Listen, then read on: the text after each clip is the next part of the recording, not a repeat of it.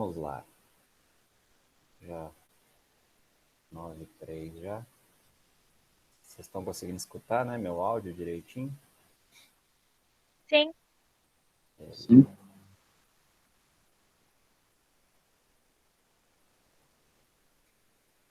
Então, na aula de hoje, a gente vai falar do núcleo celular. Vocês estão conseguindo ver minha apresentação, certo? Sim. E aí, a gente está, então, entrando na terceira semana do PET. E lá o PET aborda, né, o núcleo celular. Então, vamos falar aqui um pouco das estruturas aí presentes nesse núcleo e que o PET aborda. Então, o núcleo, né, é o centro de comando aí da célula eucariótica. A gente está podendo ver ele aí na figura da direita, representado lá em cima de rosa. E o núcleo, então, ele é separado, né, do citoplasma da célula por uma membrana, que é de mesma constituição da membrana plasmática da célula, que a gente já estudou nas nossas aulas lá de organela, que é conhecido como carioteca. E aí essa membrana, então, ela é dotada de inúmeros poros, a gente pode observar aqui na figura da direita, esses poros representados aqui de roxo, né? E esses poros, eles vão facilitar, então, a comunicação e a passagem das diversas substâncias aí entre o núcleo e o citoplasma, né? Tanto entrando quanto saindo aí dessa célula. E aí, na parte externa desse núcleo, é possível perceber também alguns ribossomos aderidos. Aqui nessa figura da direita, a gente tem uma ampliação aqui do núcleo, e aí eu circulei de vermelho ali, tem alguns pontinhos aderidos ali nessa membrana plasmática do núcleo, que é a carioteca. Esses pontinhos são os ribossomos, que vão produzir aí as proteínas que vão ser utilizadas aqui dentro do núcleo. Então, em alguns pontos é possível observar também uma continuidade entre essa carioteca e o retículo endoplasmático rugoso. Então, observem aí na figura da direita, tem essa membrana plasmática, e aqui, bem colada, né, nessa membrana plasmática, tem um retículo rugoso, tem esses pontinhos aderidos aí. E aí, esse retículo rugoso começa aderido na carioteca e chega quase perto da membrana plasmática da célula, tá representada aí de azul. Então, é justamente para facilitar, né, a saída dessas proteínas aí da célula. Bom, a passagem de moléculas pequenas, né, que são conhecidas como micromoléculas, e de moléculas grandes, que são as macromoléculas, entre o núcleo e o citoplasma, ele ocorre através de portões, que são conhecidos aí como complexos de poros nuclear. Então, observem aí na figura da direita, que nessa parte de cima, que está de azul, é como se fosse o citoplasma de uma célula. Na parte lá de baixo, de amarelo, a gente tem como se fosse o núcleo da célula. E aí, dividindo, né, esse núcleo do citoplasma, tem aí de roxo representado uma carioteca, que é a membrana plasmática do núcleo. E aí, como se fosse grãos de feijão aí, né, representados de amarelo ou de bege, a gente tem esses complexos de poro nuclear, que são os poros, né, que vão facilitar, então, a saída ou a entrada de substâncias aí nas células. Então, a função desses poros é funcionar justamente como uma válvula ou porteira para permitir justamente a passagem, né, de substâncias. E uma curiosidade aí que as células, né, podem possuir desde 1.000 poros nas membranas até 10.000 poros aí para facilitar a passagem de substâncias. Então, se pensar que uma célula tem um tamanho microscópico, né, 10.000 poros no núcleo de uma célula é poro pra caramba, né, para sair e entrar substâncias. Então, isso mostra a importância do núcleo aí dentro de uma célula. Ele produz ali DNA, RNA, produz proteína também, vai ser produzida ali no núcleo. Então, justamente para facilitar essa saída dessas substâncias da célula, existem esses inúmeros poros. Até aí, todo mundo está entendendo? Professor. Beleza. Então, no interior do núcleo, existe um material viscoso, que é chamado de nucleoplasma. A gente pode ver ele aqui na figura da direita, lá em cima, representado de rosa. E é como se fosse, né, o hialoplasma da célula que a gente estudou.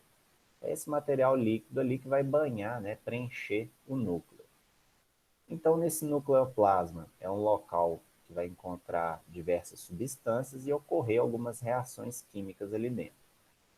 Mergulhado nesse líquido, conhecido como nucleoplasma, tem um conjunto de filamentos, que é conhecido como cromatina.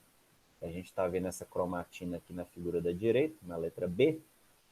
Basicamente é um filamento de DNA, que não está ainda, como a gente fala, condensado, né? Não está muito enrolado. Ele está um pouco esticado. Essa primeira figura aqui da direita, né? Na parte de baixo, onde está escrito B. E aí essa cromatina nada mais é que são moléculas, né, de DNA que estão enroladas ali em proteínas chamadas estonas. Então observem aqui na figura mais da direita, à medida que essa cromatina ela vai se enrolando, né, ela começa, para facilitar esse enrolamento do DNA, existem essas proteínas estonas que estão representadas aí de amarelo. Então, essa fita azul de DNA começa a se enrolar nessas estonas aí e forma esse complexo conhecido como nucleossomo. Então, os filamentos, né, de cromatina vão ser quem vão comandar ali a célula. A informação genética está toda presente aí nessa molécula de DNA e, posteriormente, o RNA mensageiro chega ali para ler esse DNA e produzir proteínas.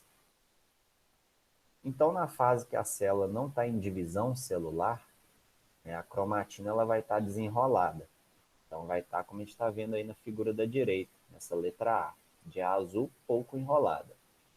Quando a célula entra em divisão celular, esse material genético, né, esse DNA, está na forma de cromatina, ele começa a se enrolar. E aí ele passa a ser chamado, então, quando ele está todo enrolado, de cromossomo. E aí é o que a gente está vendo na figura da direita aí de amarelo. A gente tem como se fosse a letra H, né? São vários filamentos aí de cromatina extremamente enrolados, né? E aí passa a ser chamado então de cromossomo. E antes desses filamentos enrolar, eles têm que se duplicar, porque quando a célula está em repouso, beleza, o filamento pode ficar esticado sem estar duplicado, né? Sem fazer uma cópia dele mesmo. Só que à medida que a célula entra em divisão celular, né, então uma célula vai originar duas. Então, antes dela se dividir, se partir ali no meio, ela tem que duplicar esse material genético, né, para não ficar uma célula com material genético e a outra sem. Então, duplica esse material, por isso que a gente está vendo aí esse cromossomo na figura da direita, como se fosse um H.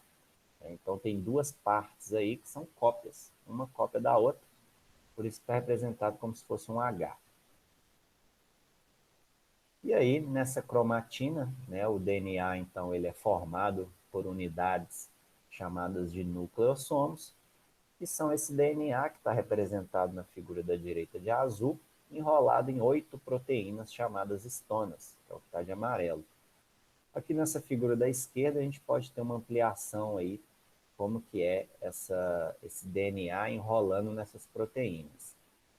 Então, o DNA aí de amarelo, né, ele está se enrolando nessas proteínas que estão representadas de rosa, e são 8 proteínas que tem ali, chamadas estonas. E esse enrolamento aí é justamente para facilitar, né, o DNA enrolando nessas proteínas, para facilitar essa compactação desse material genético. Bom, quando a célula ela não está em divisão celular, que a gente vai estudar na próxima aula, é uma fase conhecida como intérfase. Alguns trechos dessa molécula de DNA, elas podem ficar permanentemente enrolados, né, também chamados de espiralados, e aí vai receber um nome especial, vai ser chamada de heterocromatina. Então, aqui nessa figura da direita, a gente tem uma foto de microscopia eletrônica, e aí temos a representação de um núcleo celular. Dentro desse núcleo vai ter o material genético. E aí eu circulei aqui de vermelho essas partes em que é possível ver essa heterocromatina. É justamente esse material genético, né, essa cromatina, extremamente enrolada ali nas proteínas. E aí fica esses borrões pretos, que são todos heterocromatina. Já nas regiões que estão desenroladas, né, ou desespiraladas, vão corresponder à eucromatina. Então a gente tem duas setas aqui, na parte de cima da figura e na parte de baixo, onde está escrito aí EC, que é a região correspondente a essa eucromatina. Mesmo que o microscópio eletrônico ele tenha um poder de ampliação muito grande, esses filamentos, né, da molécula de DNA estão tão pouco enrolados, né, quando eles estão na fase de eucromatina, que fica difícil de visualizar até mesmo no microscópio eletrônico. Mas aqui nessa figura da direita, é possível perceber essa diferença de heterocromatina para eucromatina. Então, nos trechos aí que tem essa heterocromatina, que é essa figura A, os genes, né, a informação genética que está ali nessa molécula de DNA, eles estão inativos, porque essa informação genética não é possível ser lida ali. Como está muito enrolado, muito condensado, fica difícil para vir alguma molécula ali de RNA mensageiro para conseguir ler o trecho de azul do DNA. Já nos trechos em que está a presença da eucromatina, que é a parte de baixo dessa figura aí da direita, né, a parte B, vocês vejam que tem um espaçamento ali na molécula de azul, né, que corresponde ao DNA. Então, nessa região, os genes ali estão ativos, né? É possível que o RNA mensageiro chegue ali e consiga ler essa informação genética. Então, quando tem eucromatina, essa informação genética consegue ser lida pelo RNA ali das células. Até aí, todo mundo está entendendo? Sim. Sim. Bom, na fase em que a célula ela não está em divisão, é possível visualizar também outras estruturas, conhecidas como nucléolos. Então, observe aí nessa figura de cima, da direita, que tem o núcleo, né, de rosa, e tem uma borrona mais escura, né, tipo um roxo, um rosa mais escuro, que é uma região conhecida como nucléolo. E aí o nucléolo, ele é um corpúsculo esférico, a gente pode ver ele na figura da direita aqui também, na microscopia eletrônica, está circulado todo de vermelho. Ele é um corpúsculo esférico, não membranoso, então não tem uma membrana plasmática própria, e ele é rico, né, em RNA ribossômico, que é um tipo aí de ácido nucleico. Né? O RNA é produzido a partir do DNA. Então, esse RNA ele é importante porque ele vai constituir também parte, né, do ribossomo, que é uma organela que a gente já estudou, ela está representada aqui na figura da esquerda, e aqui na figura da direita, a gente pode perceber o detalhe, né, do núcleo. Vejam que onde está escrito ali NE, lá na parte de cima dessa figura da direita, corresponde justamente a esses filamentos de DNA que alguns estão aderidos ali à membrana plasmática da célula. E mais nessa parte de baixo, onde tem esse círculo grandão de vermelho, é a região em que vai estar rica em RNA, que é conhecida como nucleolo. Uma outra organela foi recentemente descoberta dentro do núcleo das células eucariontes, se chama retículo nucleoplasmático. Então, eu coloquei uns quadradinhos vermelhos aí, que mostram esse retículo nucleoplasmático presente dentro do núcleo. E aí é uma organela, né, que os cientistas ainda não têm uma função específica para ela. Eles acreditam que essa organela está envolvida em mecanismos aí de morte celular. É muito comum o aparecimento desse retículo nucleoplasmático em células velhas. Então, quando a célula está velha, ela desenvolve esse retículo nucleoplasmático e, de alguma forma, ele interage ali, produz algum tipo de substância, ou interage com outros componentes aí dessa célula, para matar essa célula, né? Envolver, a gente vai estudar também, né, um processo conhecido como morte celular programada, que é a apoptose. Isso aí são cenas aí do próximo capítulo.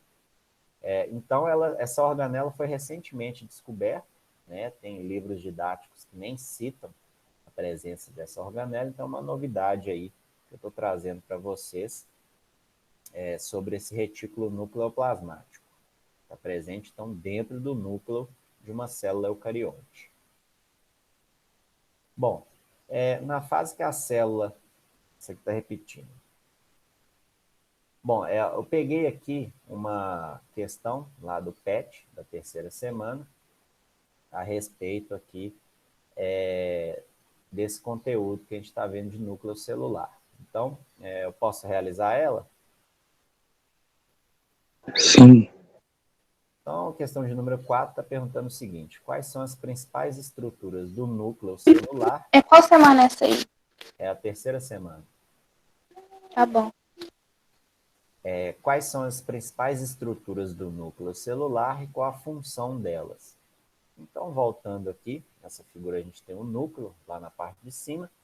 As principais estruturas, a gente tem ali de rosa representado o nucleoplasma, que é como se fosse o hialoplasma, né, do núcleo. Então, é o líquido que está banhando esse núcleo aí. Temos o nucleolo, que é esse pontinho mais escuro, que é uma região que vai produzir RNA para a célula. Mergulhado aí nesse líquido rosa, que é o nucleoplasma, a gente tem também o DNA da célula, né, que é o material genético, que vai comandar todas as ações da célula.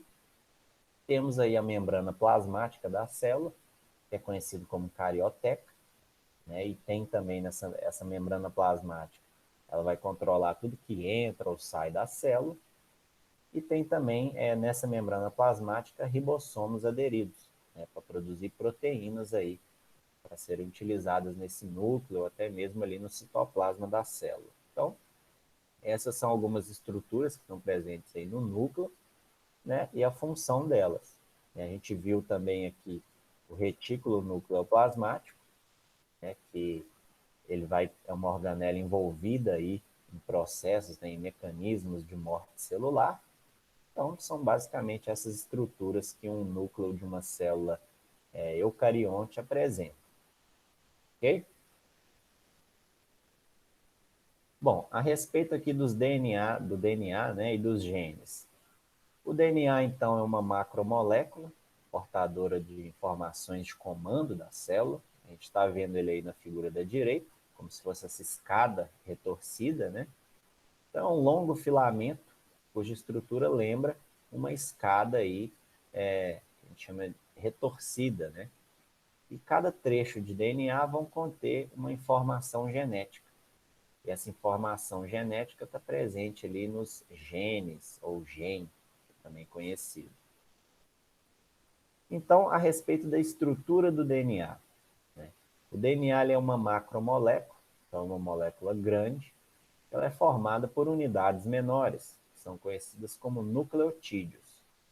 E aí o nucleotídeo é formado por 3 partes. Então tem um açúcar, observe na figura da direita lá em cima, esse espécie de losango aí, né, representa o açúcar. Tem também um fosfato, na figura aqui, na parte da esquerda da figura, aderido a esse açúcar, e uma base nitrogenada, né, na figura da direita ali, lá em cima.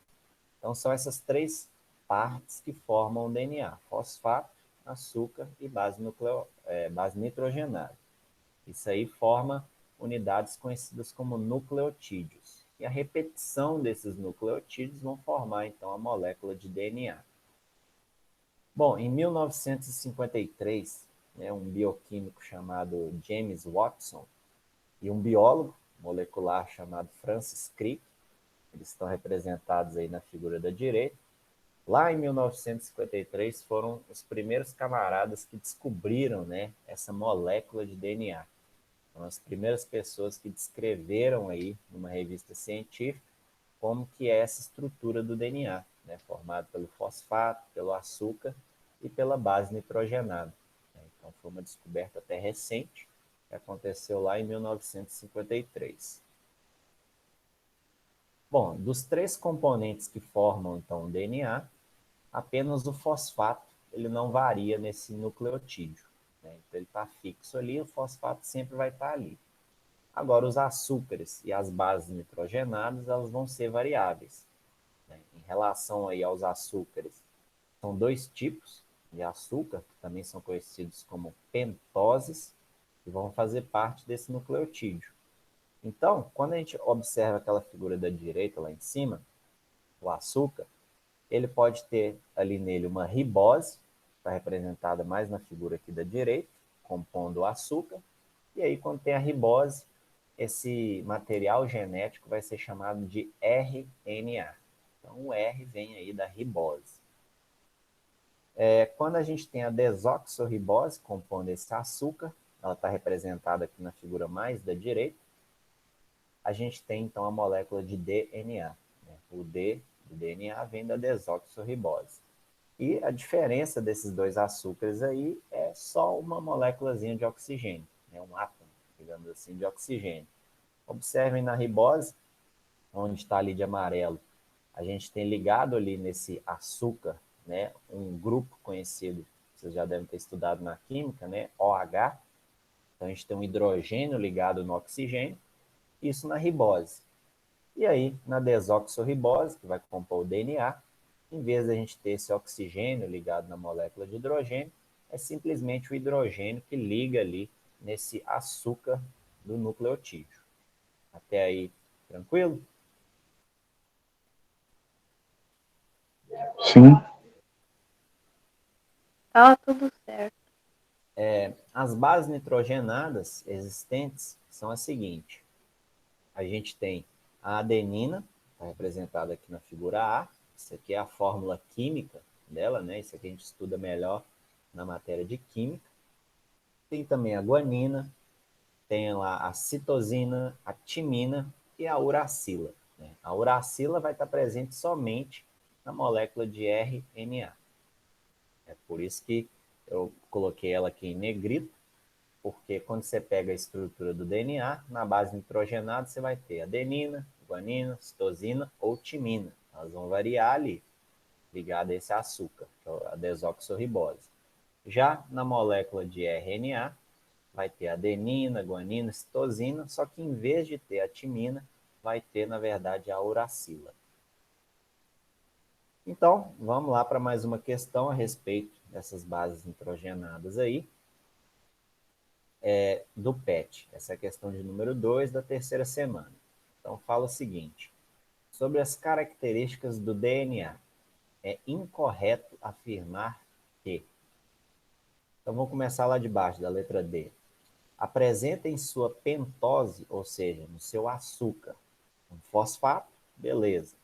E as bases nitrogenadas, adenina, timina, citosina e uracila. Não, uracila não, ela vai ter adenina, timina e citosina. Só que em vez da uracila, no DNA, a gente vai ter, qual que é? É a timina. A uracila é exclusiva desse RNA. Então essa letra D aí é falsa, tá? Vamos ler as outras, né? Letra C. Então, falando do DNA. Apesar de ser uma longa cadeia dupla, sua estrutura fica compacta dentro do núcleo celular. Beleza, célula eucarionte. Esse DNA está ali, né, protegido dentro da carioteca. Letra B. Ao transmitir as informações genéticas de um indivíduo para o seu sucessor, a molécula determina as suas características. Sim, né, isso a gente vai estudar, a hereditariedade. Então, quando é gerado, né, uma cria, um filhote de algum animal, a informação genética que está presente na mãe e no pai vai ser transmitida aí para os filhotes através dessa molécula de DNA. Letra A. Um indivíduo apresenta carga genética única, com exceção de gêmeos univitelinos.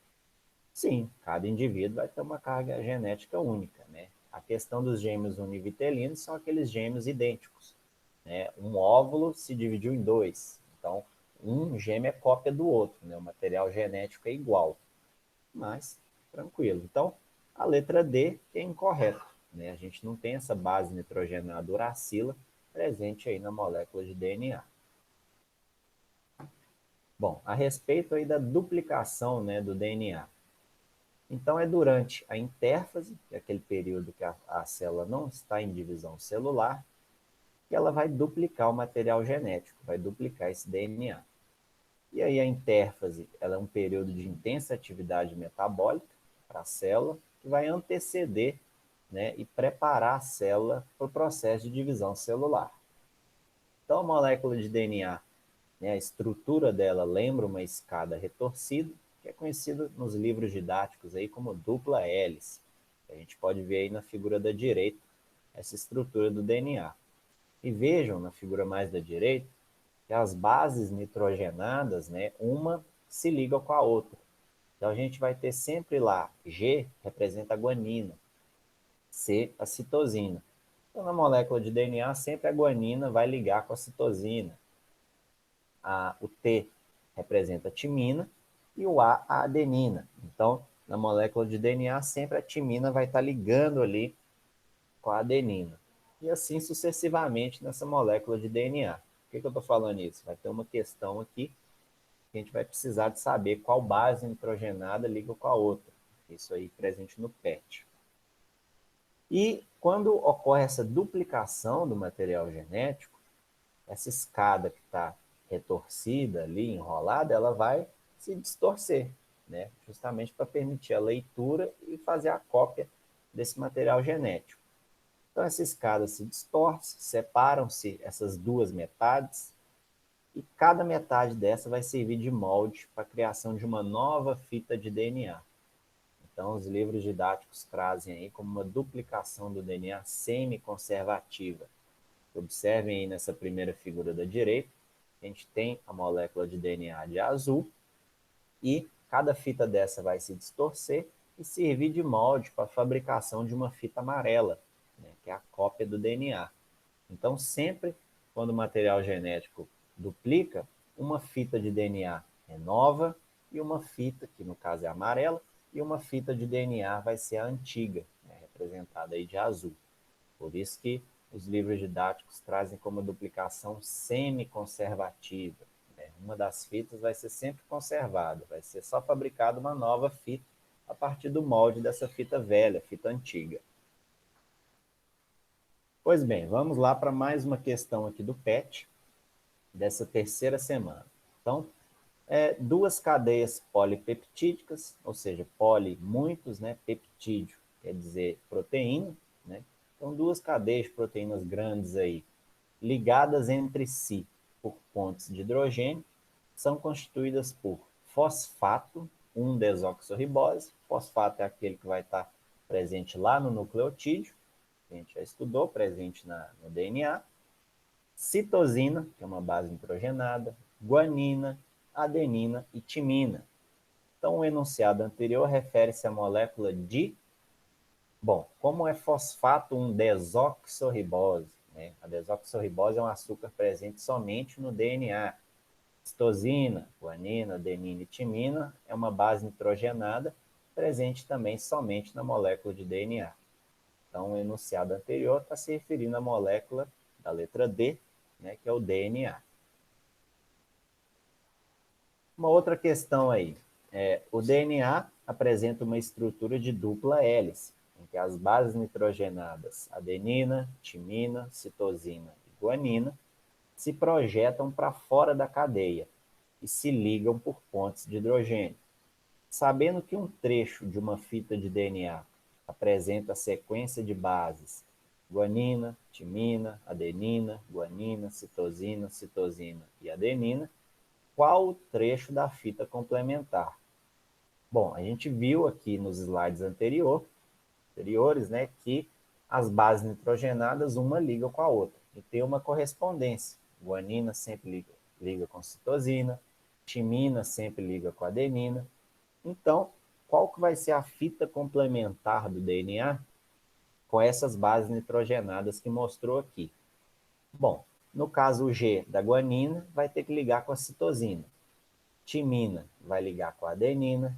Essa outra adenina liga com a timina. Esse outro G liga com a citosina, os dois Cs vão ligar com duas guaninas e a adenina ligando com a timina. Então, o trecho vai ser correspondente a, vamos lá, o G vira C.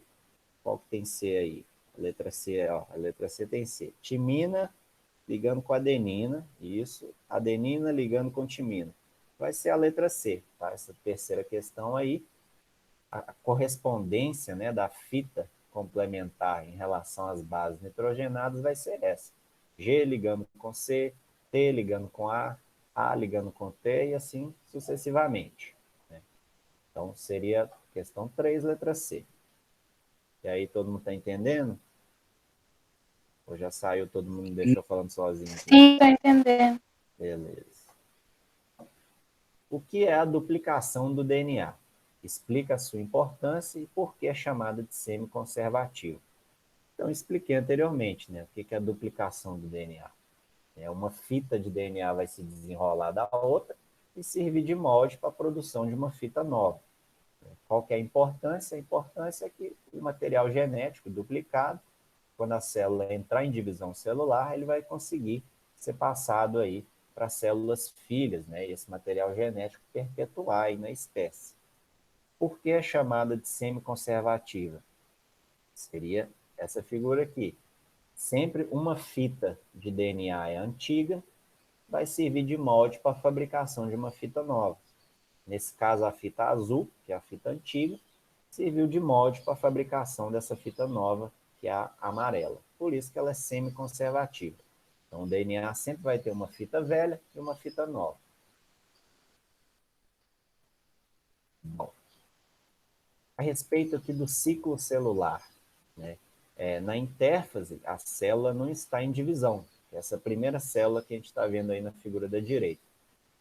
E os cromossomos, né, que é o material genético, eles estão desenrolados ou despiralados, também que é o nome. E aí, no período de divisão celular, os cromossomos vão estar extremamente enrolados e os nucléolos e a carioteca da célula vão desaparecer. É o que a gente está vendo aqui na figura da direita. Você não tem nem nucleolo nem carioteca, e só tem o material genético aqui, né, representado pelos cromossomos de roxo, aí nessa figura da direita. Então, quando ocorre a duplicação desse material genético, que são os cromossomos, eles não separam de imediato.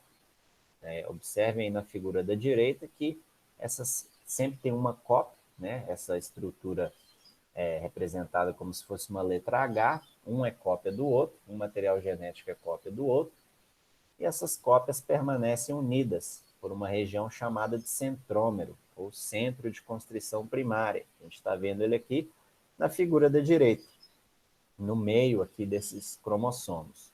E aí cada filamento, que é chamado de filamento irmão, que um é cópia do outro, é chamado de cromátide. Observem aqui essas duas cromátides representadas de roxo aí na figura da direita. São essas duas cromátides que formam, então, o cromossomo. E aí, no período de divisão da célula, ocorre, então, a separação completa dessas cromátides irmãs. Observem aqui na figura da direita, que lá em cima a gente tem essa fase de intérfase. Então, você tinha lá uma cromatina, que estava desenrolada, e não estava duplicada ainda. E aí ocorre a duplicação dessa cromatina. Isso no período que a célula ainda não está em divisão. A partir do momento que ela entra em divisão celular, essa cromatina começa a se enrolar cada vez mais, até chegar na espiralação máxima ali. A gente tem as duas cromátides enroladas, formando então esse cromossomo. E aí, numa célula humana, está prestes a dividir, existem 46 cromossomos, né, e um total de 92 cromátides, porque uma é cópia da outra. Então, cada cromossomo tem duas cromátides. Esses 46 cromossomos, 26 veio da mãe, 23 veio da mãe e 23 veio do pai. Por isso que são 46 cromossomos aí nas células. E, dependendo da localização desse centrômero, são 4 tipos de cromossomos que podem existir, né, na célula durante esse processo de enrolamento. Então, a gente tem aqui um cromossomo metacêntrico, Então, esse centrômero está localizado na região mediana ali do cromossomo, e quando esse cromossomo é puxado, ele vai adquirir a forma de V.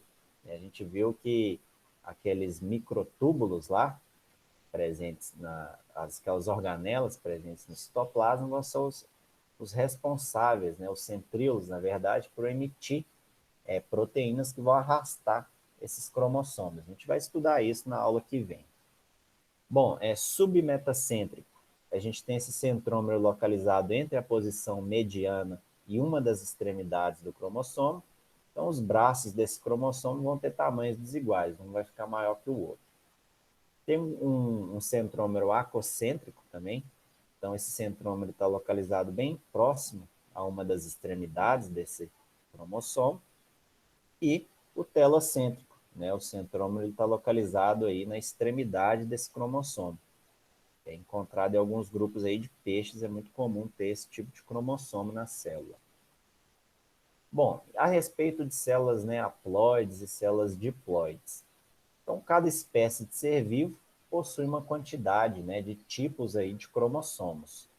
Então, no homem, as células apresentam 46 cromossomos, são 23 pares de cromossomos existentes, e tem 2 cromossomos de cada tipo. Então, observem aqui nessa figura da esquerda, a gente tem uma imagem dos 23 pares de cromossomos, né, numerados desde o 1 até o 22. E aí tem 2 cromossomos aí que são sexuais. Nesse caso, a gente chama que é um exame de cariótipo, no caso de uma mulher. Porque observem que esses últimos 2 pares aqui são do cromossomo X. Então, quando tem 2 cromossomos X, um do lado do outro, é uma mulher. Se fosse um homem, teria esse cromossomo X e o outro cromossomo Y.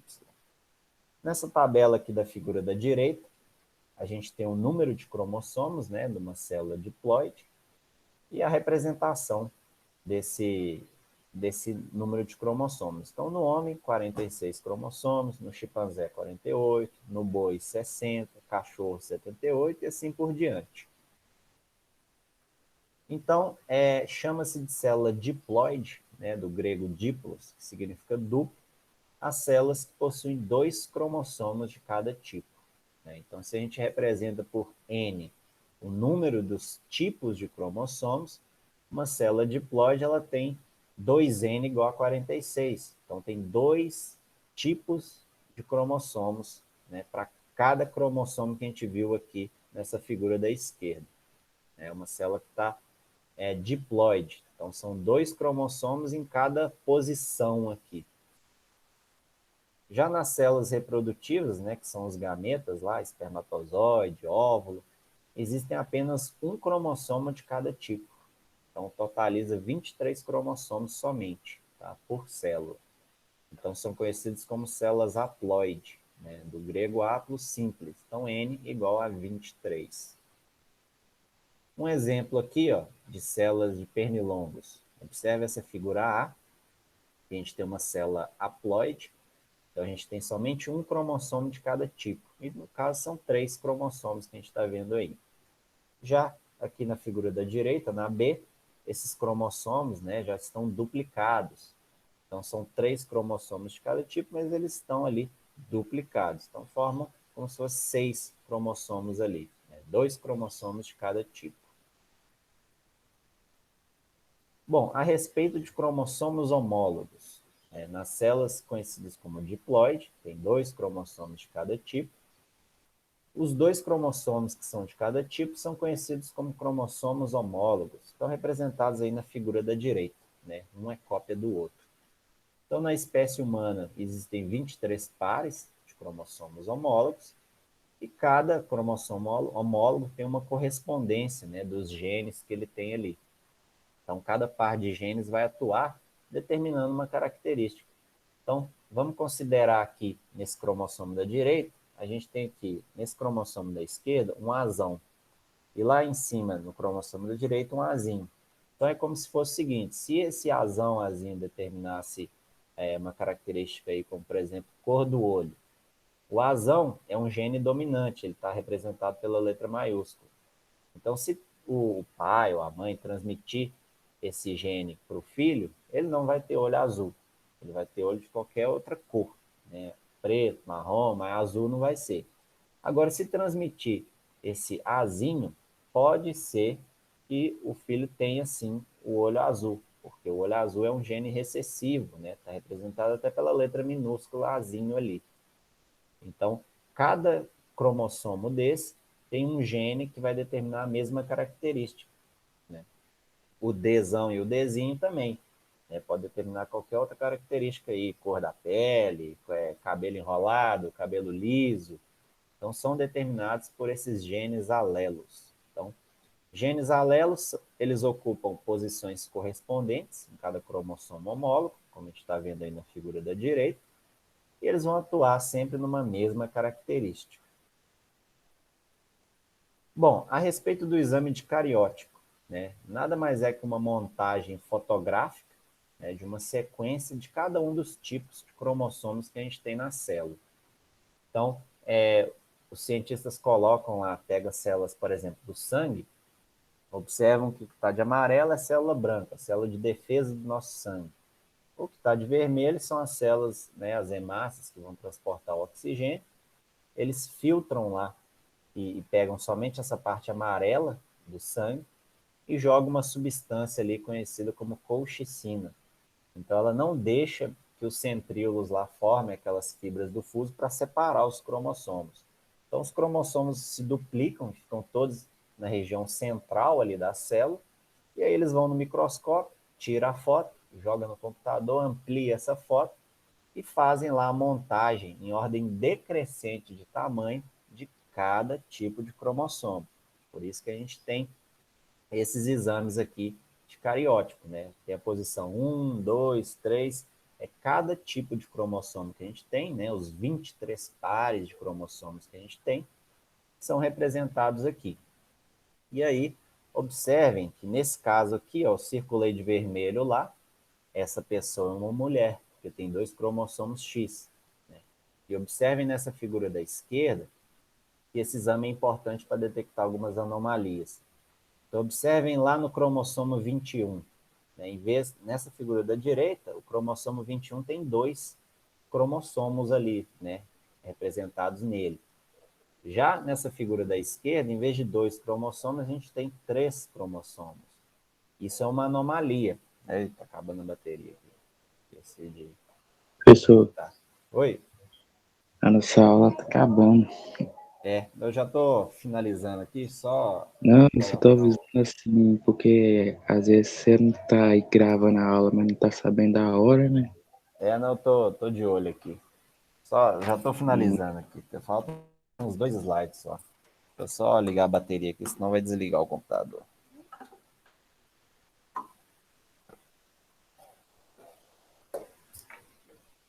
Então, a gente chama, nesse cromossomo 21, quando tem 3, aí a pessoa desenvolve aí aquela síndrome, né, de Down.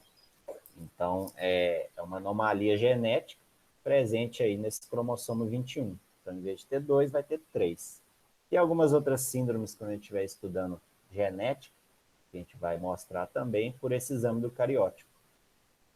Então, encerramos as atividades desse PET 3 e agora a gente tem aqui, né, eu vou deixar como atividade complementar para vocês dessa terceira semana, para desenhar o núcleo de uma célula eucarionte, com todas as suas estruturas que a gente mostrou aqui nessa aula e citar as suas funções. Bom, então eu vou colocar lá Professor, no... Oi? depois você manda lá no grupo a atividade complementar da Sim, semana sim. 2, porque eu não tenho não. Ah, tá. Beleza, vou mandar de novo. Sim. Vou colocar lá no Sim. grupo. Pessoal, na sua matéria não vai ter, que nem nas outras matérias, um PET só de atividade complementar, não? Não, no caso é uma atividade complementar por semana, né? Então, além das atividades do PET, vocês têm que fazer essas atividades complementares. Mas você está falando assim, montar um PET com todas as atividades juntas? Sim. Ah, eu posso colocar lá também.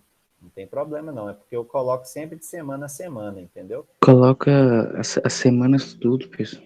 Tá, vou colocar lá para facilitar a visualização. Ah, 2 a 3 a 4, né? Beleza, hoje eu vou colocar lá então para vocês. Tá bom? Uhum, Então é ok. isso aí. Obrigada. Obrigado a vocês. Até semana que vem aí. Obrigadão. Até. Tchau. Tchau, tchau.